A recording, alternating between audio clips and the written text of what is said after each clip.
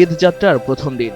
দিনের প্রথম ভাগের ৮ ঘণ্টাতেই দক্ষিণবঙ্গের প্রবেশদ্বার পদ্মা সেতুতে টোল আদায় হয়েছে ১,১৮,৫৬,৯৫০ টাকা।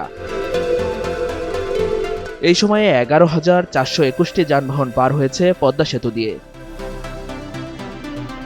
বুধবার ২৬ মার্চ সকাল ৬টা থেকে দুপুর ২টা পর্যন্ত সেতুর মা ও জাজিরা প্রান্ত মিলে এই টোল আদায়ের হিসাব করা হয়।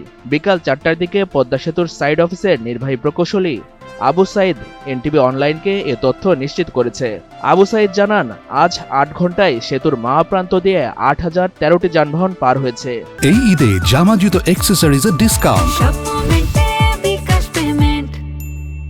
এতে ৭৪,৮০,০০০ টাকার টোল আদায় হয়েছে। এছাড়া সেতুর জাজিরা প্রান্ত দিয়ে ৩,৪০৮টি যানবাহন পারাপার হয়। এ থেকে ৩৪,৭৬,৯৫০ টাকার টোল আদায় হয়।